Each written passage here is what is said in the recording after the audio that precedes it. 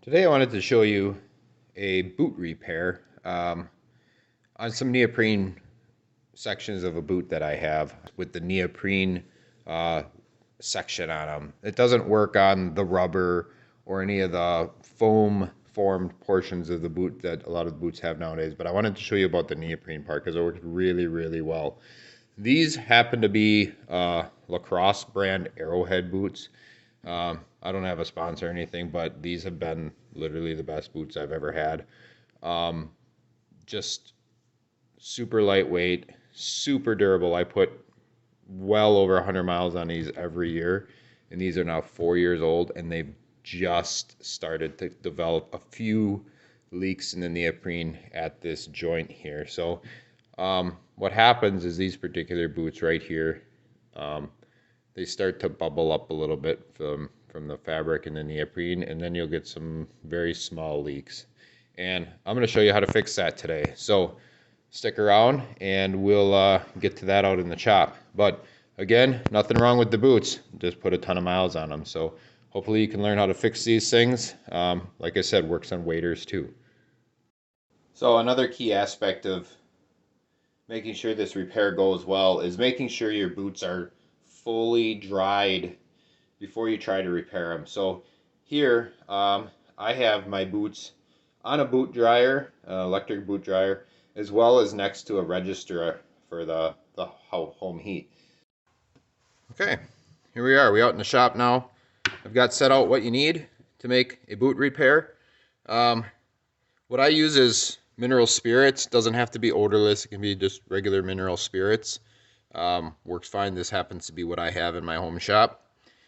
Then I have 100% silicone sealant here. This happens to be DAP brand. It's clear. I prefer to use clear. I think you could use a colored one too. I've never tried that, but I prefer clear, and I know it works with this. But the key is 100% silicone, and this you can just get from your local home improvement store, or you can get it on Amazon or whatever. I'll put some affiliate links for all of this in there in case you need to have some. And obviously I get a kickback, a few cents on those things. We have a measuring cup, and then a chip brush. This is a 1-inch one. Use it for projects around the house just like this. So what we want to do is we take a little bit of silicone, and we'll put a little bit, just a little bit in here. It doesn't take much. So I put maybe about the size of a grape in there. Put my cap back on. And then I'll take and I'll put maybe, you can see kind of how much is in there, but about half and half. Let's call it that for now. Now what I do is I'll just put it in my brush in there, and I'll mix it. Okay, what I'm trying to do is thin the silicone is really what I'm trying to do. What I want it to do is I want it to seep into the pores of the neoprene and the outside like Cordura or nylon cover that's over the neoprene. And as you can see, it's getting a lot more gel-like in there, and you can actually put this so thin that you can pump it through a spray bottle if you want to. I seal tents with this. I've sealed hunting clothes that I want to be waterproof, like over the knees or whatever that is. But this here is like perfect for putting on with a brush. It's just right for what I want to do. So what I'm going to do is leave this here for a second, grab the boot that I showed you earlier, and you'll see that I have on this boot marked out with a marker where I knew the water was coming from, and what I did was I checked inside of the boot while it was wet to see where the damp areas were on the fabric inside, and then I marked this earlier. So what I do is I just put this on here, and you want it to be thin enough so that it soaks in here. So I kind of dab it in there, get the pores of the material to take up that silicone mineral spirits mixture. Kind of dab it in. Now, This stuff will not stick very well at all to this rubber or foam rubber portion. It just doesn't stick well there, but it sticks amazingly well to the Cordura neoprene part. So what I do is I get the first layer in there. I'll layer on a little bit more, and depending on how much walking you do and what kind of terrain you're in, I'm in a lot of berry brush and a lot of pickers and just kind of nasty stuff usually when I'm walking in the woods.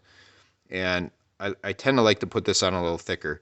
On waders, if I'm putting in a dock and just get a small crack or something, it doesn't take much.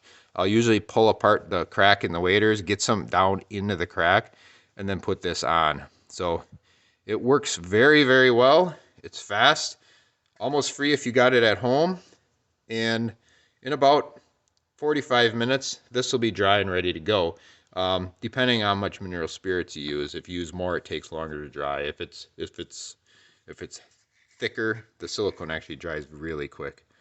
So this will actually clean up pretty good. I'll reuse this, and in a little while, we'll show you what it looks like.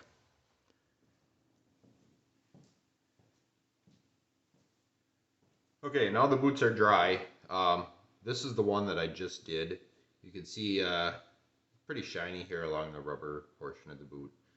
And that's how that is. That'll chip off after a little while of walking around.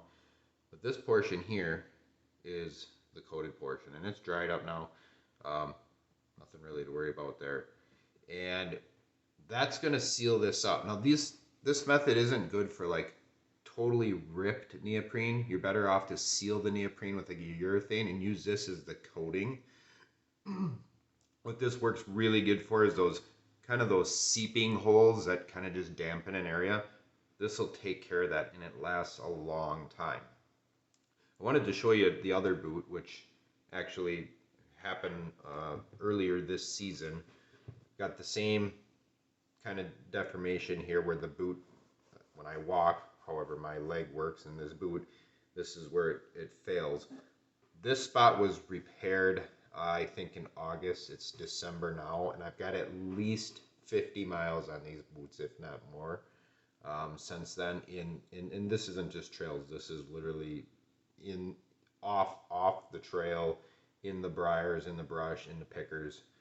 And this is held up perfectly. You can hardly see it's there. There's no leaks. I've walked through plenty of little streams and swamps with these. No leaks. Before, it would leak almost immediately. You step in water, foot was wet. And this has lasted us a very long time. I've done this on waders, like I said.